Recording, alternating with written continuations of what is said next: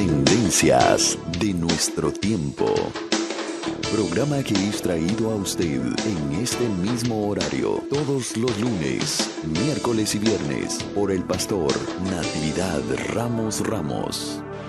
Puede escribirnos a radioadoración@hotmail.com o envíenos un texto al 704-634-6706.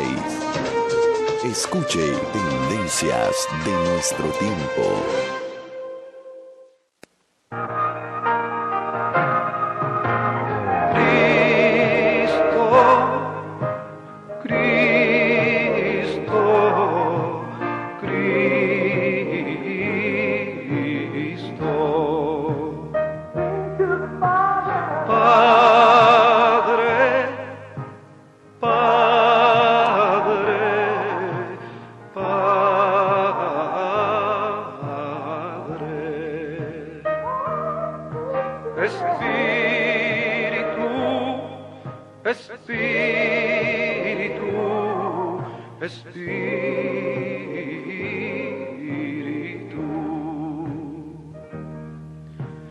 Deja tu agua viva entre mi alma correr.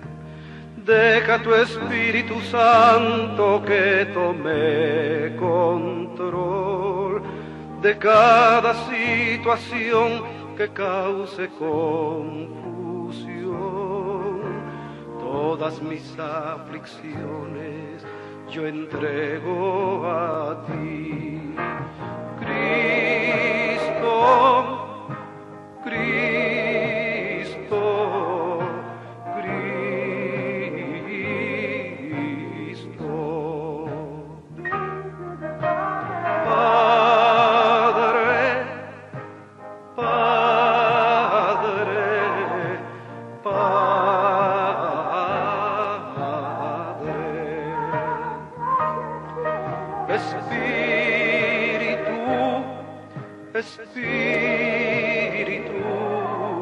Espíritu.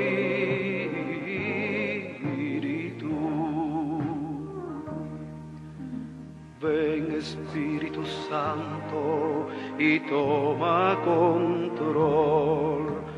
Tómame en tus brazos, borra mi temor. Atráeme hacia ti y toda duda se irá. Quítame el orgullo y lléname de amor. Cristo. Muy buenos días a cada uno de ustedes. Les saludamos en esta mañana, un nuevo amanecer que el Señor nos ha entregado.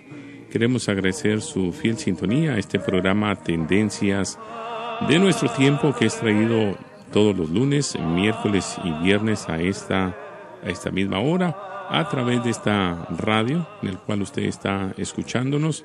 Agradecemos su preferencia, también como lo puede hacer a través de la página www.radioadoración.com. Agradecemos a todos, a cada uno de ustedes que nos sintonizan, y también al pastor Natividad Ramos Ramos desde la ciudad de Monterrey, en Nuevo León, México. Queremos agradecer su participación al pastor. También saludando a nuestro hermano Alex, allí está en controles de cabina en Chinandega, Nicaragua, en el cual nos escuchamos por Radio Estéreo Vida.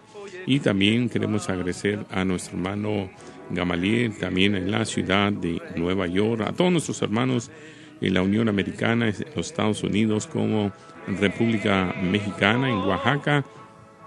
También nos están sintonizando por allá en el sur de México.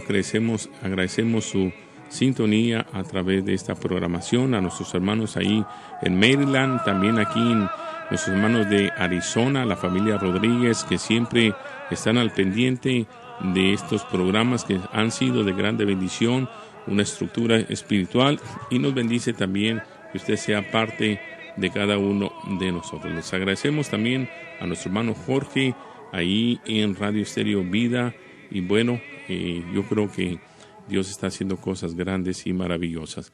Bueno, ya tenemos con nosotros al pastor Natividad. Pastor, muy buenos días, adelante, le escuchamos. Deja deja tu espíritu. Estimados hermanos, verdaderamente es un gozo estar de nuevo este día miércoles, y verdaderamente rogaba yo al Señor que fuera un día abundante, precioso, y tenemos esa impresión en el alma del apoyo de parte de Dios para participar con ustedes.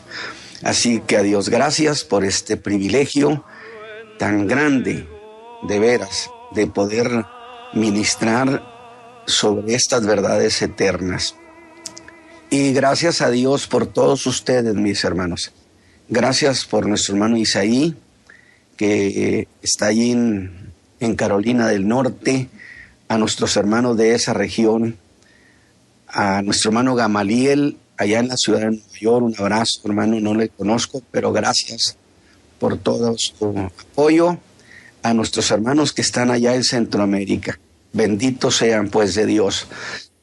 Muy bien, pues, ¿qué les parece si entonces nos vamos a esta carta, preciosa carta, difícil carta, porque yo le digo que es terreno minado, esta carta a los Corintios? Qué bueno que la tenemos, que no nos faltó, porque eso nos abre mucho el entendimiento acerca de la iglesia del Señor Jesús, de los conflictos que puede haber y cómo sortear tantas amenazas que hay sobre la iglesia. Y claro, en este punto de cosas yo debo de decirle a Dios y a nuestro Señor Jesucristo gracias por el Espíritu Santo que nos ha cuidado, que cariñosamente, vigorosamente, silenciosamente, sin glorificarse, sin hacerse notar, le ha guardado la iglesia al Señor Jesucristo por 2000 años. Gracias al Espíritu Dios, gracias a Dios que nos lo regaló, a Cristo Jesús que lo envió para que nos fuera guía, ayuda, y sin esa intervención la iglesia hubiera dejado quizá de sobrevivir. Esto hablando en los términos muy nuestros.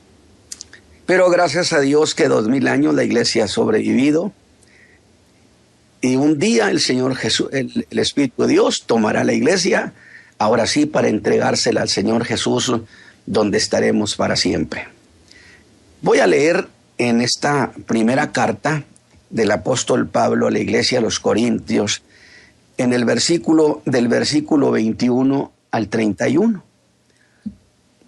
Dice el apóstol: porque por no haber el mundo conocido en la sabiduría de Dios, o sea, quisieron encontrar a Dios en la sabiduría propia, esa que tenían los griegos, pero no era la sabiduría de Dios, por lo tanto no se lo pudieron encontrar.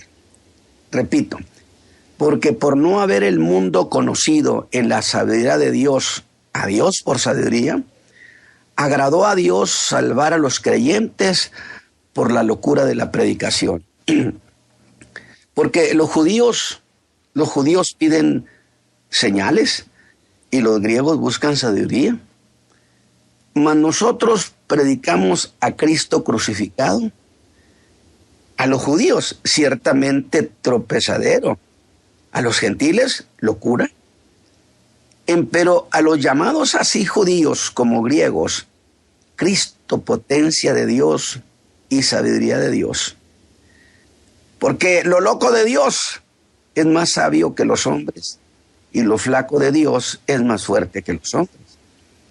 Porque mirad, hermanos, vuestra vocación, que no sois muchos sabios según la carne, no muchos poderosos, no muchos nobles. Ante lo necio del mundo escogió Dios para avergonzar a los sabios, y lo flaco del mundo escogió Dios para avergonzar lo fuerte. Y lo vil del mundo y lo menospreciado escogió Dios, y lo que no es, para deshacer lo que es, para que ninguna carne se jacte en su presencia. Mas de él sois vosotros en Cristo Jesús, el cual nos ha sido hecho por Dios, sabiduría y justificación y santificación y redención. Para que, como está escrito, el que se gloría, pues gloríese en el Señor. Y esta mañana nos gloriamos en el Señor Jesús. Muy bien, mis queridos hermanos, pues una vez más seguimos explorando esta carta, primera carta que el apóstol Pablo escribe a la iglesia de Corinto, a la que calificó, y yo he dicho, la calificó sin inmutarse, sin titubear, iglesia de Dios que está en Corinto. Sin embargo, a esta altura, resulta que ha salido una nueva cuestión. Ha dado la cara una nueva cuestión. Mire, usted recuerda que el apóstol buscaba acabar con las divisiones que había en la iglesia. Él apeló a eso que llamé los imposibles de Pablo. Y él preguntó, ¿está dividido Cristo? La cuestión lógica sería, si Cristo no está dividido, ¿por qué lo ha de estar la iglesia? Y luego les hizo otra. ¿Ha sido alguno bautizado en el nombre de Pablo? Y aprovecho para recordarles que incluso él dijo que había bautizado solo a unos cuantos y que algunos otros no se acordaba quién hubieran sido. Y dio como razón lo siguiente: cada palabra de Pablo, usted ponga mucho cuidado, que no lo envió Cristo a bautizar, sino a predicar. Específicamente en este caso a predicarle a los griegos de Corinto, y le dio instrucciones que no fuera en palabra de sabiduría, sino en potencia de Dios. Y marca, y no en sabiduría de palabras. Es decir, no echó manos del arte de la oratoria, que evidentemente lo conocía.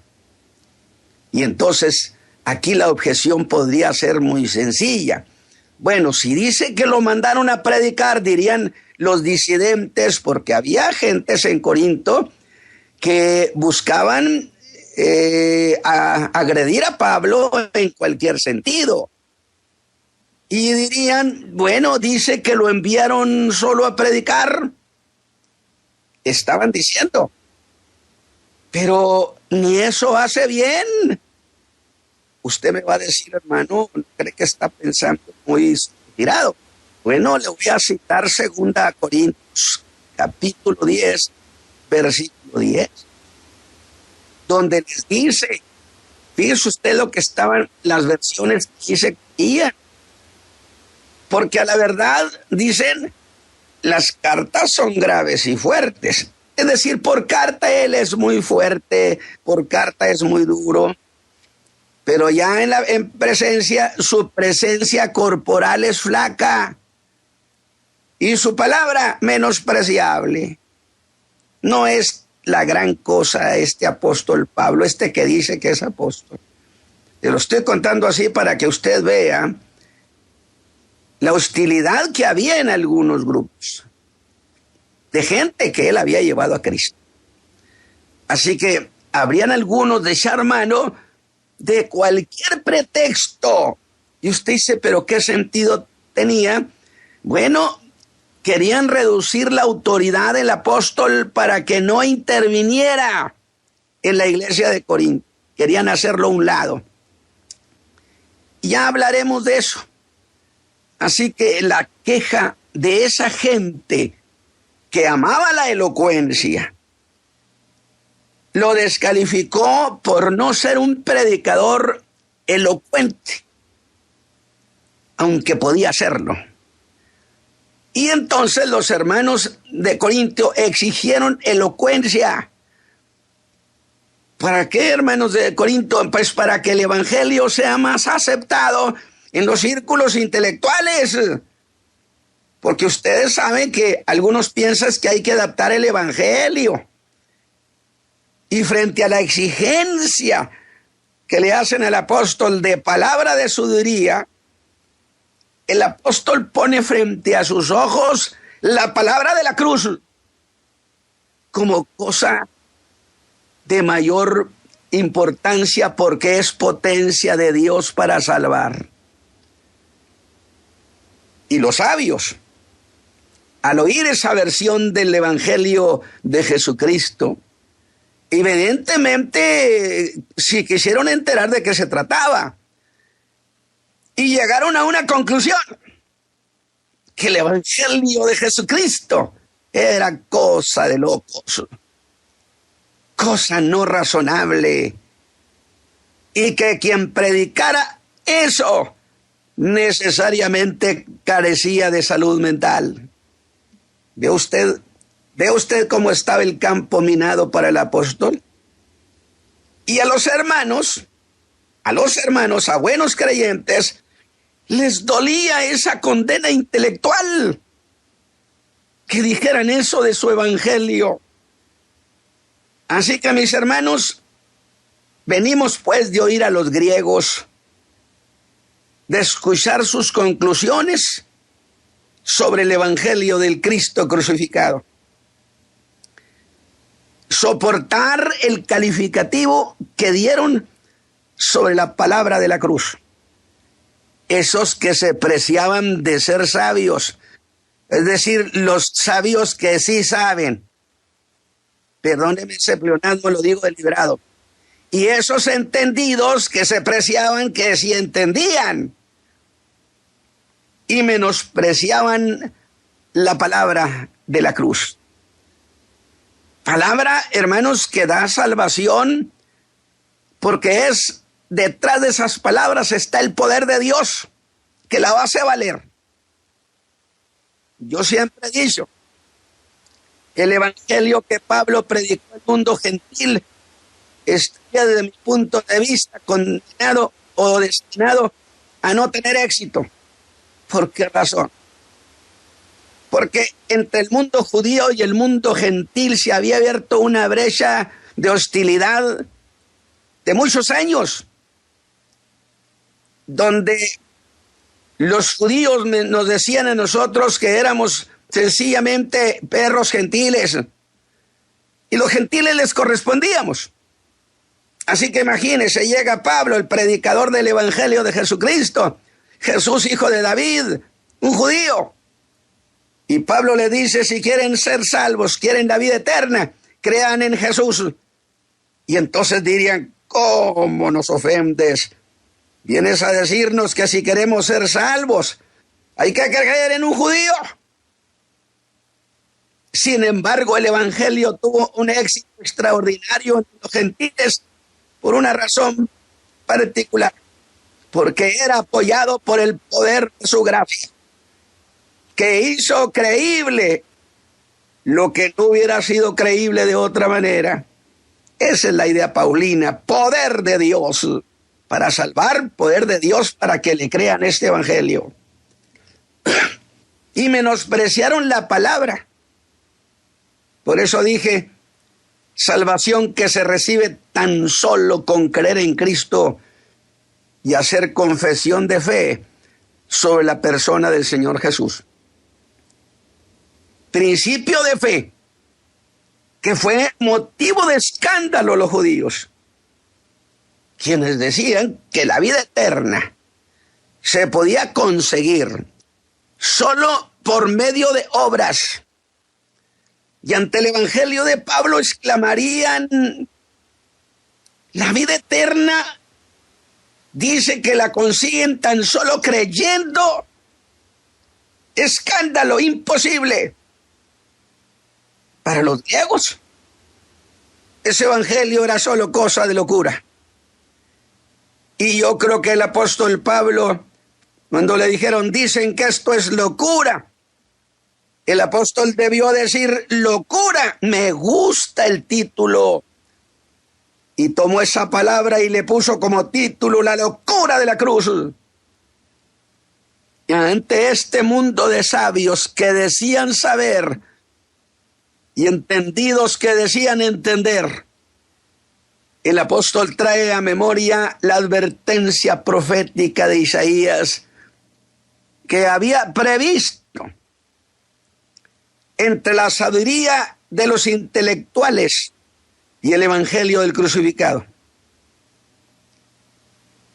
Y que a causa de ese conflicto con el evangelio del Hijo de Dios, Dios iba a destruir la sabiduría de los sabios, los cuales, muy satisfechos de su saber, intentaron desacreditar esta gloriosa predicación. Nadie ha podido hacerlo. Jesús sigue siendo creíble en los caminos del mundo. Los siglos no deteriorarán jamás su gloriosa figura. Predicación que afirmaba que con la muerte de Jesús se había pagado nuestra deuda infinita y nos había librado del castigo eterno. Menospreciaron esa versión de los hechos de la cruz y juzgaron ese caso, escúcheme bien, como cosa demencial, imposible,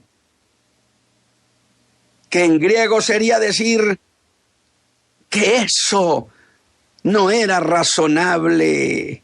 Alabado sea Dios. No es la sorpresa que muchos tienen y muestran en sus ojos y en sus palabras cuando usted les dice que Cristo lo ha salvado, que era cosa de insensatos, que recibir el evangelio era cosa de gente no preparada. Pero esas declaraciones constituían por sí mismo una injuria al Hijo de Dios. Así que los que de esa manera emitieron su juicio sobre la predicación de la cruz, y por la idea que el apóstol maneja, dirían: esa es la conclusión a que los sabios hemos llegado. Hemos colegiado esta cuestión. Cosa bien pensada. Y en esta cosa bien pensada hemos dado el veredicto de los sabios que sí saben. Sin embargo, no olvidemos que en estas cosas hay dos partes. Y la otra parte era el Dios eterno, el Dios y Padre de nuestro Señor Jesucristo. Y entonces, pues, falta la versión suya. Y Dios da su veredicto. Y lo hizo. Ejerció Dios su derecho de opinar sobre este caso. Y Pablo entendió y sintió a Dios muy complacido, muy alegre de juzgar sobre esta cuestión. Y dice en el verso 21, y ante ese calificativo que dieron los que se decían que entendían y que era una locura, por algo Dios sintió placer. Pues dice Pablo, agradó a Dios. ¿Y qué cosa le agradó a Dios? Le produjo placer. ¿Qué cosa le causó ese inmenso gozo al Dios del cielo? Dice Pablo, esto: salvar a los creyentes por la locura de la predicación. Veamos eso más de cerca. Y como siempre, acudí al griego para que me ayudara con eso de agrado a Dios. Y el griego diría, significa que a primera instancia Dios sintió un inmenso placer. Y Pablo diría, hermanos que me están escuchando, hermanos de América, hermanos de Estados Unidos, de Centroamérica, de México, del mundo entero, me agrada que a Dios le agrade. Y entonces yo me involucro y digo también, a mí también me agrada que a Dios le haya agradado salvarnos, hermanos.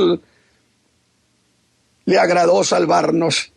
Pero veamos un poco más, porque una de las acepciones primarias en griego, en eso de agradó a Dios, significa también, fíjese nomás, pensarlo bien.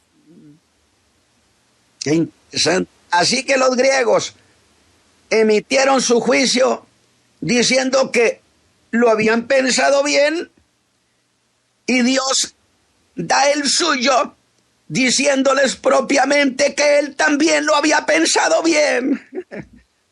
Me encanta esto. Pero eso hay que darle sentido. Y sería algo como esto, que si los sabios decían que lo que dijeron de la predicación de la cruz era cosa que la habían pensado bien, Dios diría: bien, señores sabios, ustedes dicen que lo han pensado bien y que lo han calificado como locura. Pues yo también lo he pensado bien desde la eternidad, y pensándolo bien, diría Dios, salvaré a los hombres por medio de esta predicación que los sabios llaman locura. Yo aplaudo este evangelio precioso. Y eso de agradó a Dios es igual a que Dios dijera: y aún más tendré más agrado, no solo salvarlos, sino les voy a dar vida eterna en mi Hijo Jesucristo. Así que, griegos, pues que sea entonces, diría Dios, locura por locura. ¿O acaso no dice Pablo: no ha enloquecido Dios la sabiduría del mundo? Si los sabios dijeron que esto era cosa de locos, y Dios dice los enloqueció con su sabiduría, ¿no es acaso locura por locura? Y eso que ha planteado el apóstol lo sintetiza en los versículos 21 y 22, diciendo que Dios ha hecho las cosas de esa manera por las objeciones que hacían los judíos de que así no se podía recibir perdón y vida eterna solamente por fe. Y dice: porque los judíos piden señales. Los griegos buscan sabiduría. Pero no hay duda que nosotros le hemos creído al Señor. Cuando oímos este evangelio, nació en nosotros la fe, y lo invocamos para perdón, para que nos diera una buena nueva vida, y descubrimos que Dios no está sordo. Yo se lo pedí una sola vez y me agarró la palabra, me tomó la palabra, porque significa que Dios está atento a ver si alguien lo busca. Y los judíos piden demuéstramelo con una señal, pero que venga del cielo. Y los griegos dirían: no, demuéstramelo filosóficamente, que lo que anuncia de Jesús es coherente, que es real, que tiene lógica. Y fue aquí donde se quedaron empantanados, atrapados. Y también donde yo vuelvo a Isaías, que lo podemos oír diciendo en este caso específico: destruiré la sabiduría de los sabios y desecharé el entendimiento de los entendidos. Y de nuevo, pregunté al griego: ¿qué era eso de que Dios iba a destruir la sabiduría de los sabios y a desechar el entendimiento de los entendidos? ¿Acaso se proponía Dios llevarla a la extinción, a la no existencia? Imposible.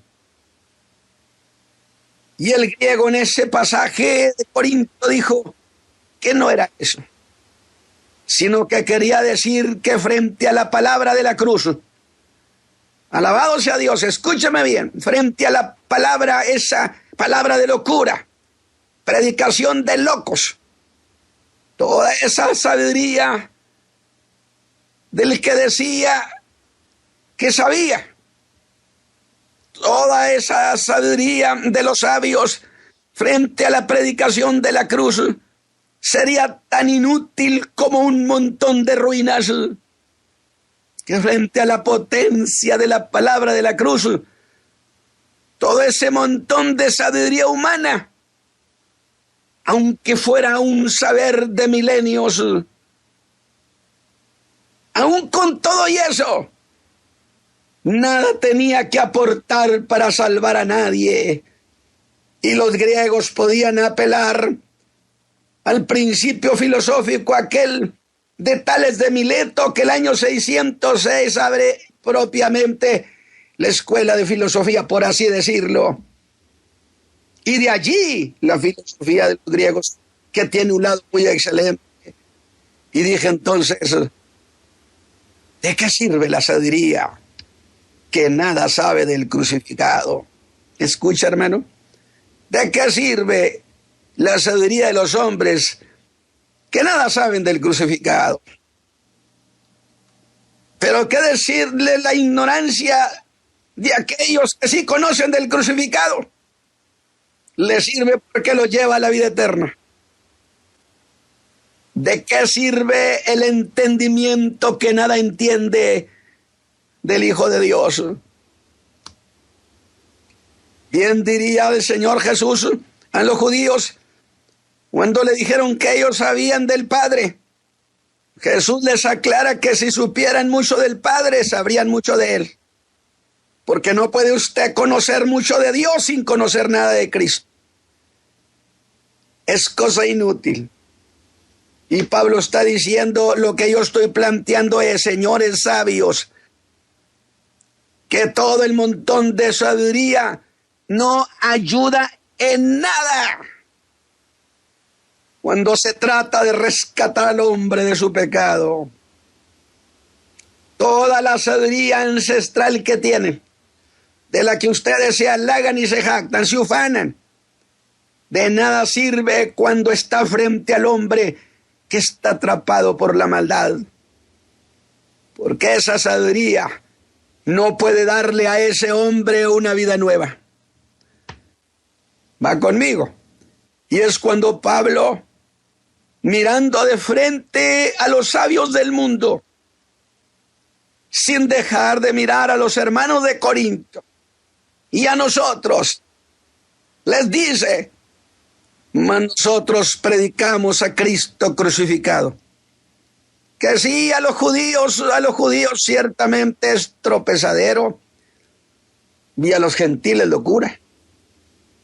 A los judíos, Cristo es una vergüenza.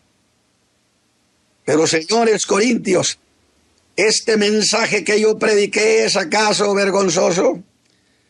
Díganme, hermanos de Corinto, ¿qué tiene de vergonzoso este evangelio? Nadie se avergüence del evangelio de Jesucristo, porque Cristo no nos dejó motivo de vergüenza a ninguno.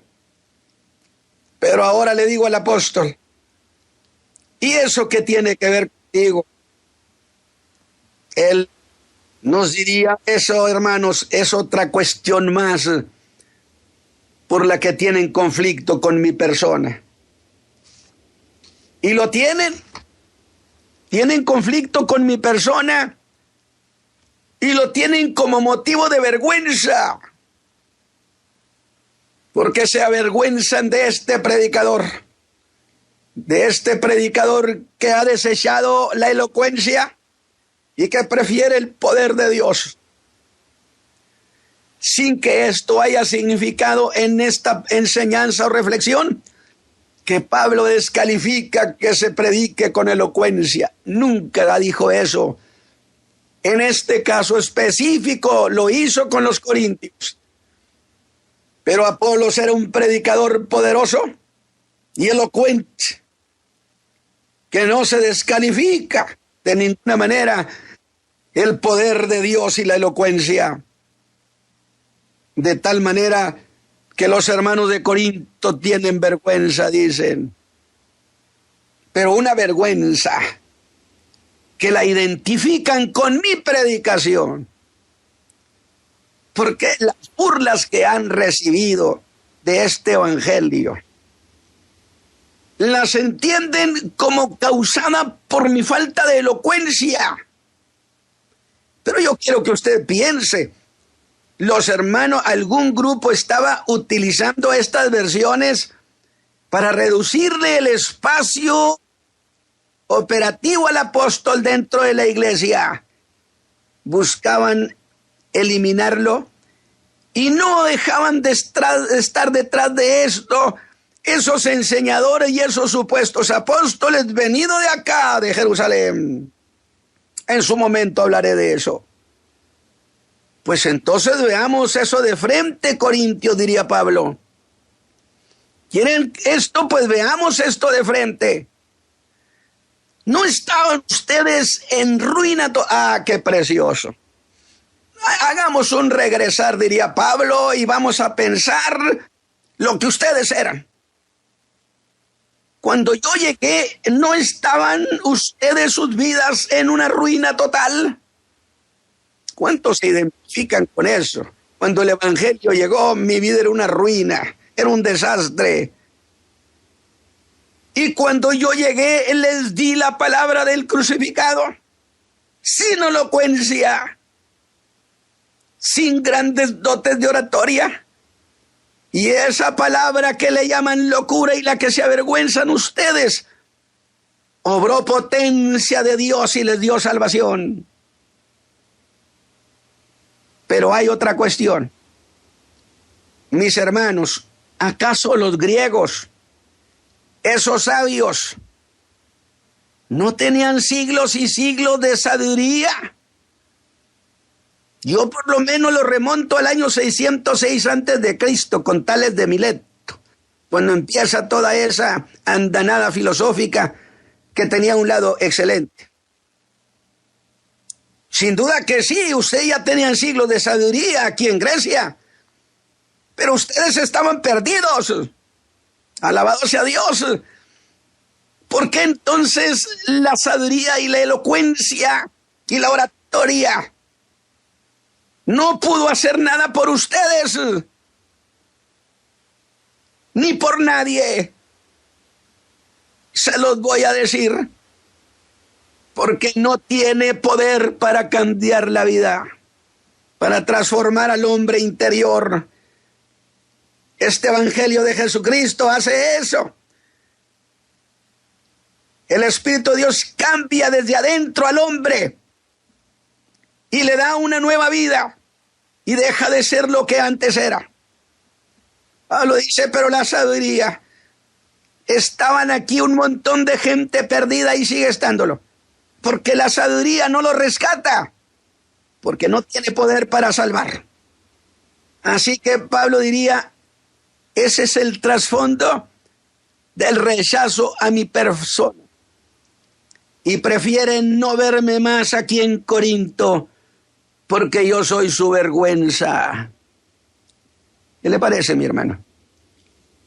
Pero otra cosa más. El apóstol no está dispuesto a conciliar el evangelio con los gustos de nadie. Y los predicadores y los enseñadores no debemos tolerar que el evangelio lo adapten a los gustos de las corrientes de este tiempo. El evangelio, y les dice, mas nosotros predicamos a Cristo crucificado. Observe que frente a los que decían, lo que decían judíos y gentiles, usó el término genérico gentiles para significar toda la raza humana y para significar las objeciones que pudieran dar las demás gentes de la tierra a la predicación de Cristo. Porque con nadie y por nadie se habrá de cambiar este mensaje. Sigamos fieles a este mensaje, aunque le llamen mensaje desadaptado a este cambio de cosas, a este cambio de paradigma. usted siga predicando la locura de la cruz, porque solo allí opera la potencia de Dios. Por eso, cuando esto se elimina y se apela a otras cosas, usted podrá tener una congregación de miles y miles de gentes, pero no tendrá gente salva. Tendrá número, pero no iglesia. ¿Quiere tener iglesia? Predique la pureza del evangelio. Mas nosotros, dice. Mas nosotros, ¿quiénes nosotros? Pablo, Pedro y Apolos. Nosotros no adaptamos el mensaje de la cruz a los gustos de las gentes. Y usa el adverbio, la palabra más, que gramaticalmente es utilizada para significar superioridad o lo que es superior. Y el mensaje de la cruz es superior y por encima de todo mensaje. Y el que lo predique y los hermanos que cuenten el evangelio, díganlo con esa satisfacción, sabiendo que su mensaje de Cristo está por encima de todo. Aunque esta fe sea contradicha y la califiquen de inaceptable, a pesar de todo, mis hermanos, esta fe ha triunfado.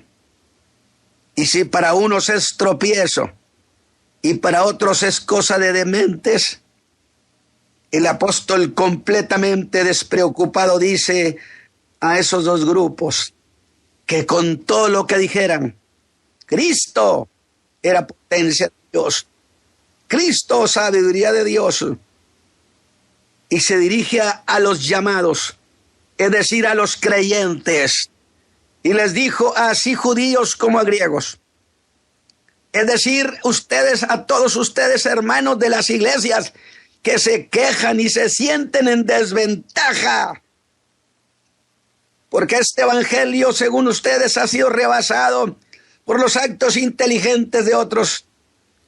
Ustedes que son llamados a la salvación y son salvos, Cristo es potencia de Dios, poder que los redimió. Y para los hermanos de la iglesia que son griegos, les dice a ustedes, les dedico esto, Cristo es sabiduría.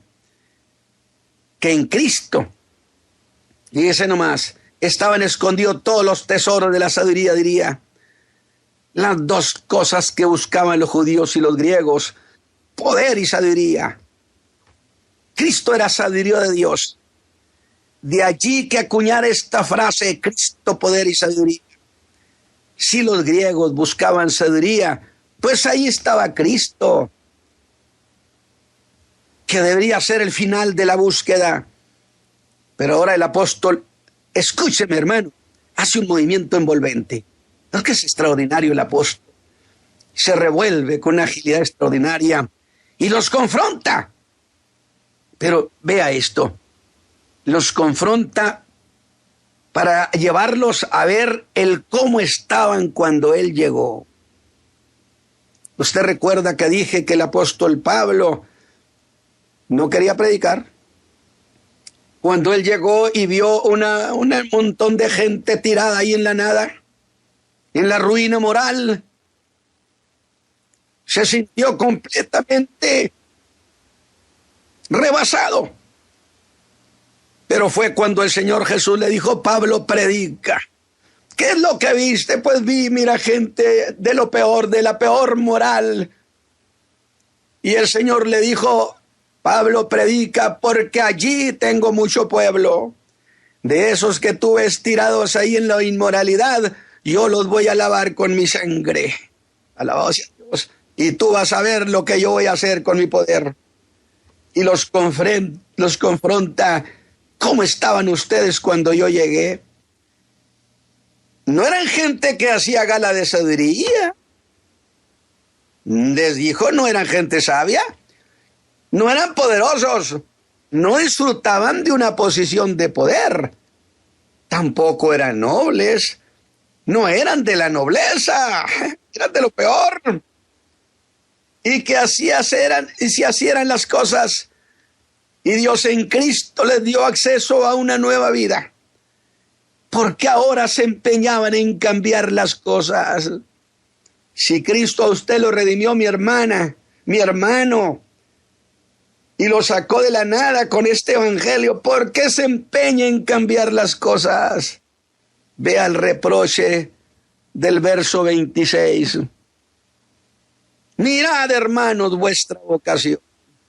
Miren cómo los llamaron. ¿Que no sois muchos sabios según la carne? No muchos poderosos, no muchos nobles. ¿Qué le parece si le damos sentido? Que es lo mismo que les hubiera dicho, ustedes, cuando yo llegué, no eran gente precisamente intelectual. Alabado sea Dios. Yo no sé por qué haberles dado por la intelectualidad. No he visto que alguno de ustedes fueran de la nobleza. Y ninguno de ustedes era gente que detentara poder. Era una manera sutil de decirles, fíjese bien, cómo está haciendo defensa el apóstol Pablo. Cuando llegué, eran un montón de ignorantes, pobres y gente común. Entonces, ¿en qué apoyan su reclamo? Pero parece que el apóstol no está satisfecho. Y ahora echa mano de lo que puedo llamar los cuatro nadas. ¿Me escuchó? El apóstol echa mano de lo que yo voy a llamar los cuatro nadas. Fíjese bien, cuatro nadas que los pone bajo el título de lo que no es. ¿Y qué cosa es ese no es? Los mira a los ojos y les dice, eran lo vil del mundo ustedes, eran lo flaco del mundo, lo necio del mundo, lo flaco del mundo, lo vil del mundo y lo menospreciado del mundo. Les regaló en su cara estos cuatro nadas, se los puso ahí enfrente. Ustedes corintios, ustedes cuatro nadas. Vean lo que el poder del evangelio hizo con ustedes cuatro nadas. Alabado sea Dios. Qué hermosa manera, de veras, qué extraordinario. Pero ¿qué hizo Dios con esos cuatro nadas? ¿Qué hizo Dios con los nadas de la tierra? Con aquellos que no significan, que no son. Glorifique a Dios. Porque esos nadas del mundo, esos cuatro nadas de Corinto, Dios los escogió desde la misma eternidad, alabado sea su nombre. Y si a esos cuatro nadas los escogió Dios, entonces Dios lo hizo habiéndolo pensado muy bien. ¿Cómo me gusta eso? Traigamos a eso. Los líderes, los corintios, dijeron que los sabios, pensándolo bien, habían dicho, y Pablo dijo, y Dios también, habiéndolo pensado muy bien, dijo que iba a escoger a los nadas de la tierra, a lo vil, a lo que no servía, a lo menospreciado, para hacernos dignos. Entonces Dios los escogió a ustedes cuatro nadas corintios y lo escogió en un acto bien pensado, en un acto deliberado de Dios. A mí me escogió el Señor habiéndolo pensado y a usted también.